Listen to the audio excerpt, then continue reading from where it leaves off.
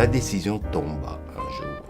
La décision, elle est faite en une seconde, mais le mûrissement, il est long. En tout cas, chez moi, il a été long. Puis il a pris effectivement toute cette partie de vie extrêmement dense, riche, parce que c'était aussi une époque dense et riche, enfin, un peu comme toutes les époques.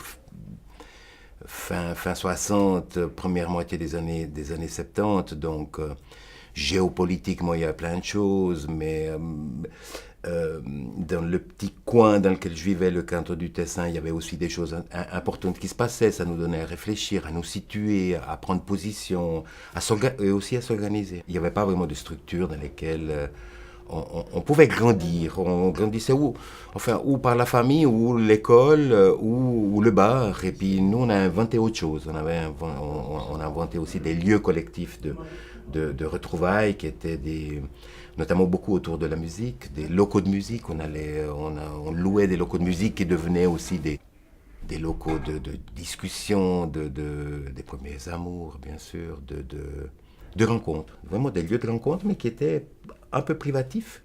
Donc voilà, avant cette seconde où je me suis dit, je vais faire une école sociale, puis encore il fallait choisir où. C'était ou l'Italie, toute proche, ou d'autres écoles, à Lucerne, ou Lausanne, ou Genève. Moi j'ai choisi Lausanne parce que j'avais pas très envie de l'allemand, même que je le parlais assez bien, mais j'avais plutôt envie de rester dans une sorte de latinité. Lausanne parce que j'avais fait aussi des stages et des expériences quelques années auparavant comme étudiant. J'étais venu travailler au bord du lac Léman, puis ça m'avait plu, j'avais bien aimé l'esprit comme ça. Donc voilà, c'était Lausanne.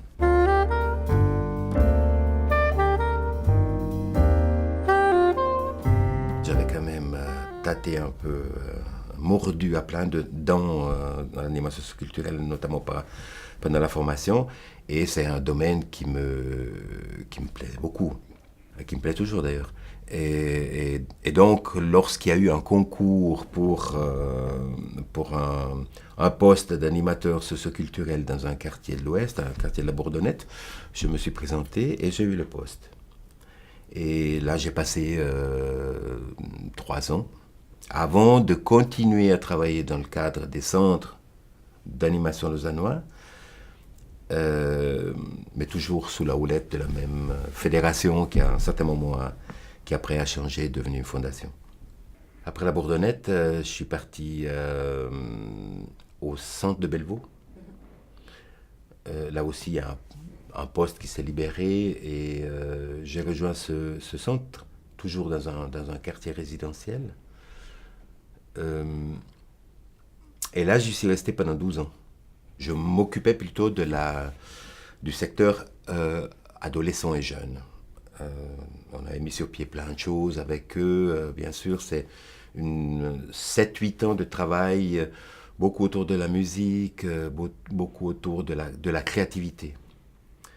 Et par la suite, après, il nous avait semblé important de décloisonner un peu le centre, qui était considéré un peu comme un lieu positionné, géographiquement c'était le cas, il était positionné aux abords du quartier, un peu dans un trou, mais bon, dans lequel on pouvait faire un peu tout le bruit qu'on voulait, on ne dérangeait personne. Mais on a décidé de décloisonner en travaillant davantage avec d'autres structures du quartier, qui étaient l'école, l'établissement scolaire, qui était la paroisse, qui étaient les garderies, etc. Et on a retrouvé une dimension un peu plus de travail en réseau sur le quartier, avec des collaborations extrêmement fructueuses, même avec les paroisses, surtout la paroisse protestante qui faisait aussi un travail auprès de la jeunesse.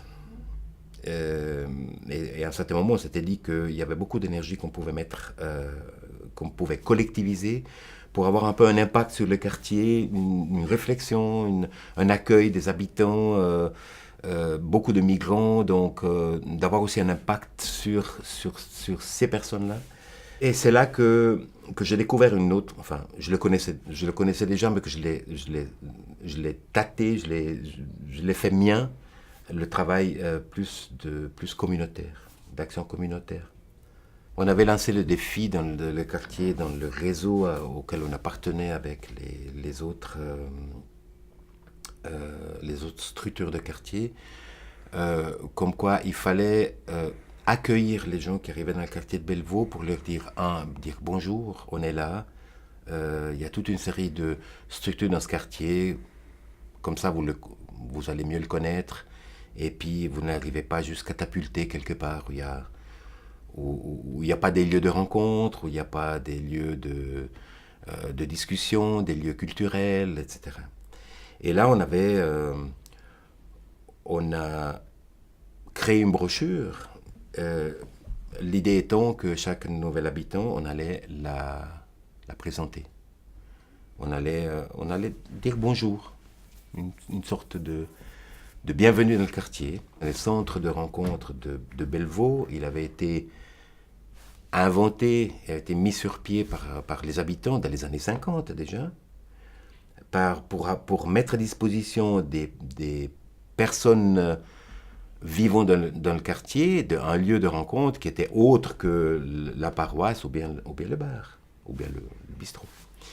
Et c'est rigolo parce qu'on a retrouvé dans un procès-verbal de cette association qui gérait ce lieu de rencontre, on avait trouvé le mot intégration déjà en 1953 et qui accompagnait le terme intégration, c'était en faveur des confédérés.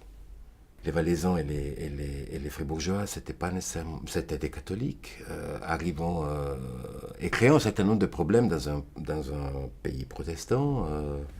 Et voilà. Et il y avait déjà des problèmes d'intégration, voire de racisme envers ces populations qui venaient d'ailleurs. Donc, c'est génial, c'est entre guillemets génial de voir un peu cette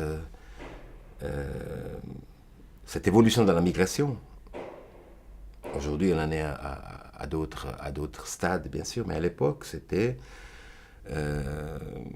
il y avait une sorte de méfiance envers les gens qui venaient du Valais et puis du canton de Fribourg, entre autres.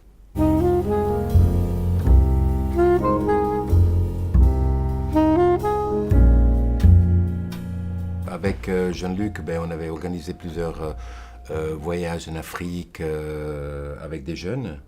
Et puis, ça tombait à un moment où l'atelier Boguet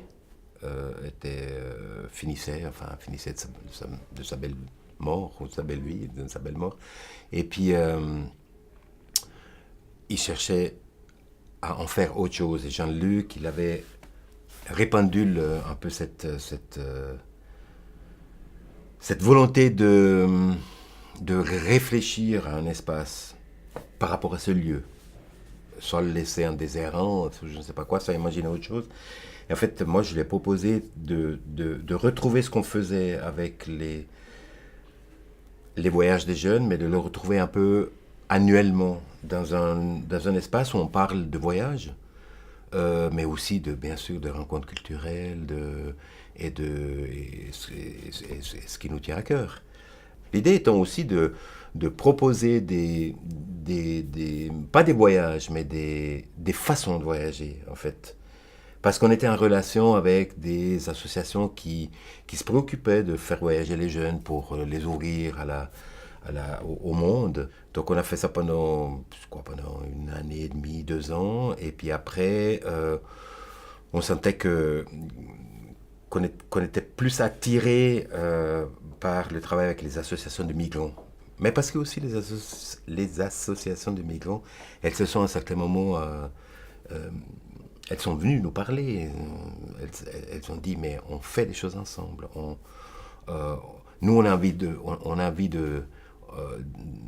on a envie de montrer qui on est, qu'est-ce qu'on fait, comment on s'intègre ou quelles sont nos utopies, nos désirs, mais aussi nos réalités ici en Suisse.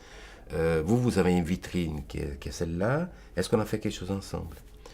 Donc, des fois on invente et puis des fois c'est les autres personnes avec lesquelles on travaille, surtout les collectivités avec lesquelles on travaille qui nous poussent à inventer quelque chose, ou on co-invente. Ce qui est devenu une partie de Pôle Sud actuellement, c'est l'origine, elle est à retrouver là-dedans, dans cette... on a été approché par des associations de migrants en disant mais on fait quelque chose parce que c'est trop important. La migration elle est là, c'est une composante magique de nos sociétés, elle est là, on est 6 personnes aujourd'hui dans une pièce, mais on est souvent 4 cultures, 5 cultures, 6 cultures.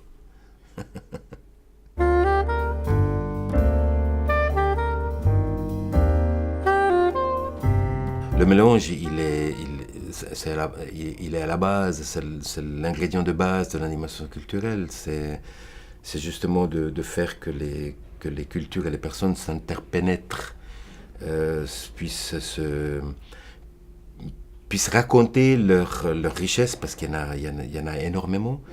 Et puis on a plutôt tendance à la bafouer, à la laisser un peu en marge.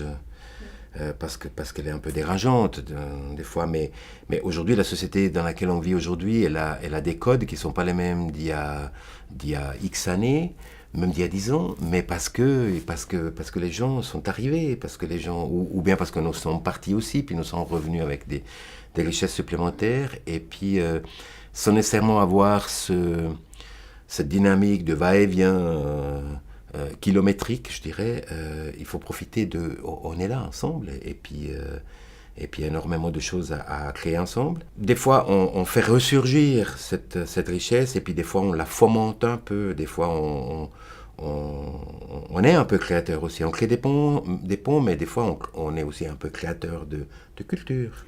Il y a toujours des cultures émergentes, et puis la nôtre en est une. Je vois pas pourquoi on serait juste que des passeurs, on est aussi des inventeurs. Et puis derrière cette invention, pour autant qu'elle ne soit pas manipulatrice, ou pour autant qu'elle ait un sens, mais elle prend son sens parce qu'on s'emprunte des gens avec lesquels on travaille. Puis je pense que on ne trahit pas les gens, on ne les manipule pas,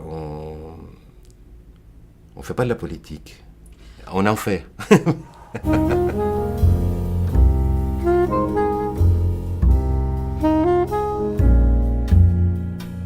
Moi, j'ai l'impression que dans la rencontre avec les publics avec lesquels j'ai travaillé dans l'animation socioculturelle, il y avait quelque chose qui était une sorte de force qui s'établissait et qui faisait que on était toujours plus fort que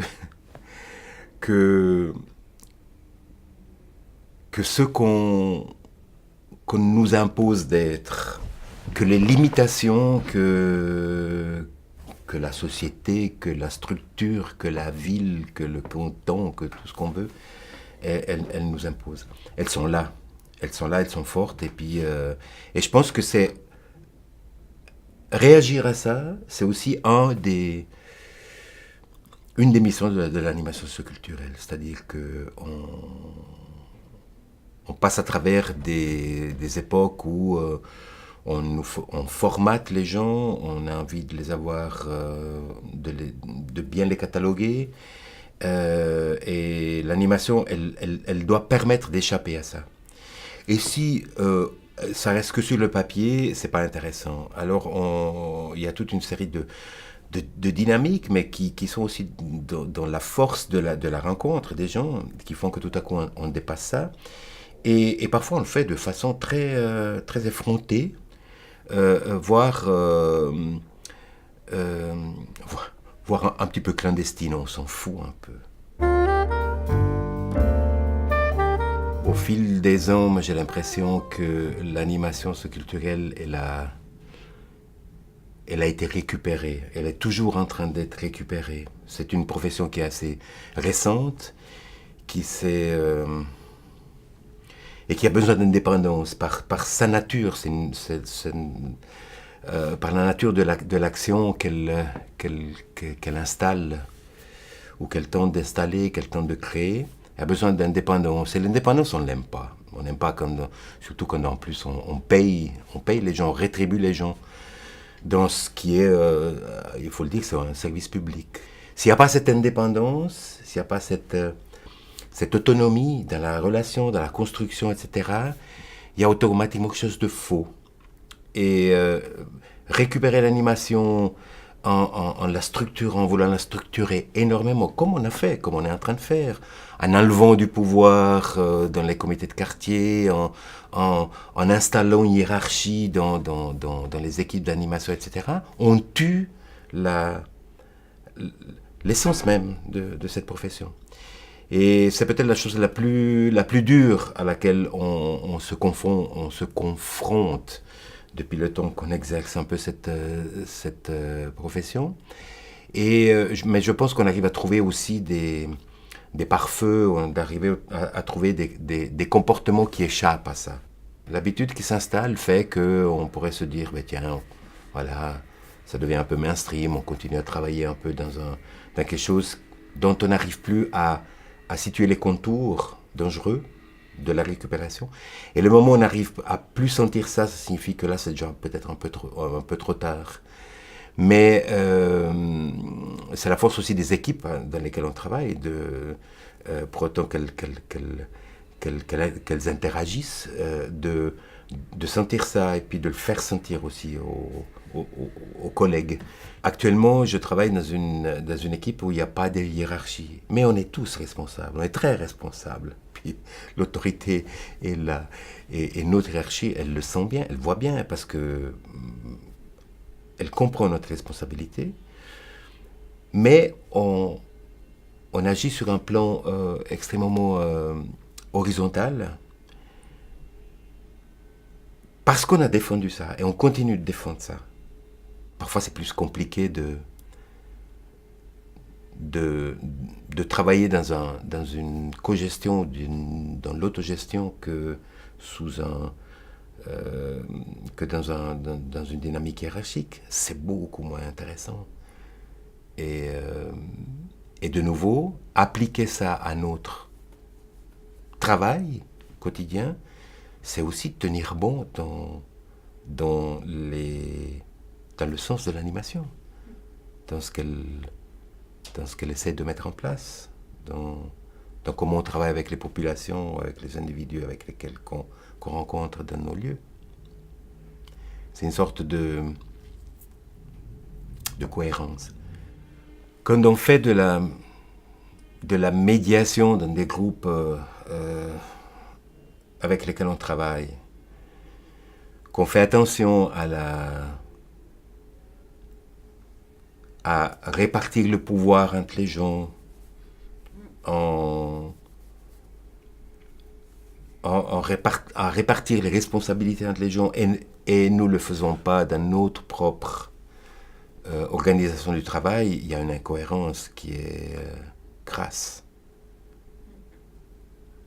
Et d'où ce besoin aussi de défendre des conditions de travail qui sont celles dans lesquelles on agit.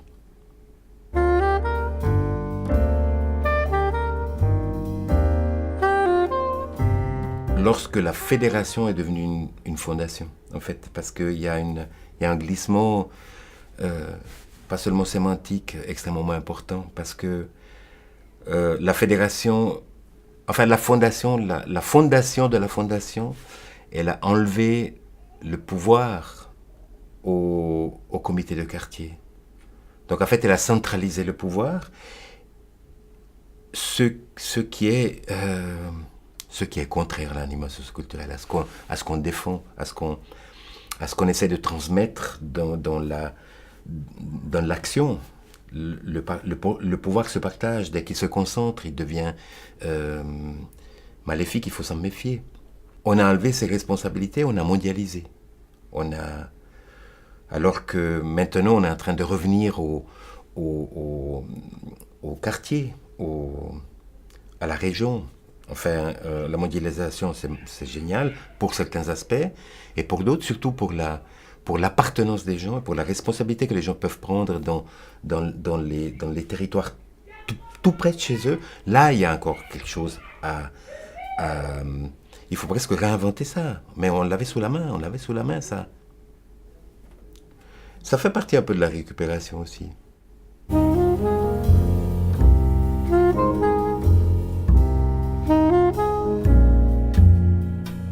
L'animation soutient les gens, puis je pense que j'ai soutenu des personnes dans des quêtes les plus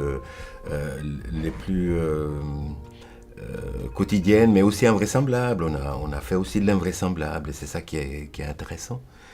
On a joué, on a joué pas mal, tout en étant pragmatique, responsable, pas manipulateur. En tout cas, c'est l'image que je me donne de moi-même. On a fait aussi un peu évoluer cette profession. Elle a évolué de par le fait que les années ont passé, que des choses structurelles ont changé, que les demandes de la part des politiques et de l'administration, elles ont changé aussi. Et donc automatiquement elle a changé, puis nous on a fait attention à ce qu'elle ne dérive pas. Je pense que c'est important aussi, et je pense qu'il y a aussi de la relève qui fait attention à ça. Des jeunes collègues animateurs qui sont aussi dans cet élan-là de défendre les principes de cette profession, qui, je le rappelle, c'est d'être à côté des gens.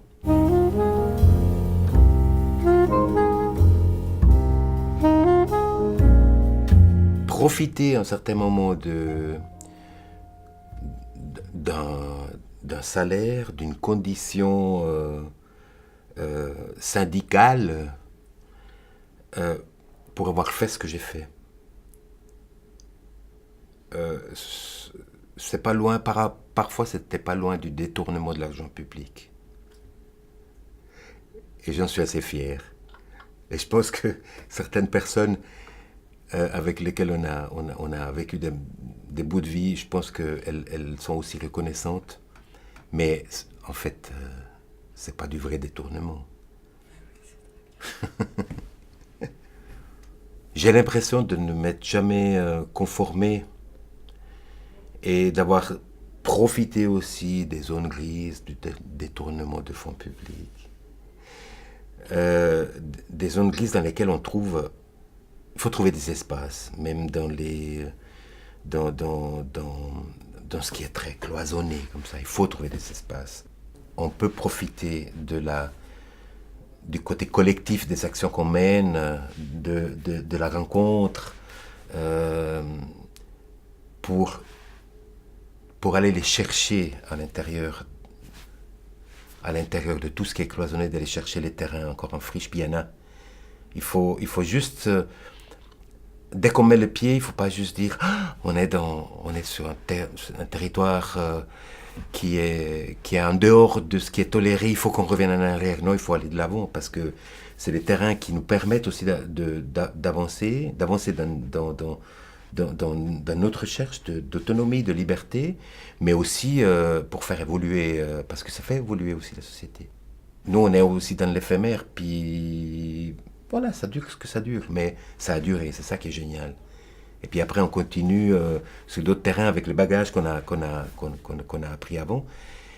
Mais ça, je crois qu'il faut être un petit peu pirate, un petit peu bâtard, un petit peu... il faut avoir un peu d'insoumission pour ça. Puis je pense que tout en collant bien, puis en étant bien présentable, on a eu passablement d'insoumission à l'intérieur des règles fixées. Et ce qui est génial, c'est que quand cette insoumission, elle vient des gens, puis c'est pas nous qui la fomentons, qu'elle vient des gens et puis qu'elle dit, mais là on pourrait, tu penses pas qu'on pourrait aller un peu plus loin, tu penses pas qu'on pourrait faire, puis on le fait. Voilà, j'ai une image plutôt positive, enfin assez très positive de ce que j'ai fait comme animateur socioculturel. Je n'ai pas de regrets, je n'ai pas de honte.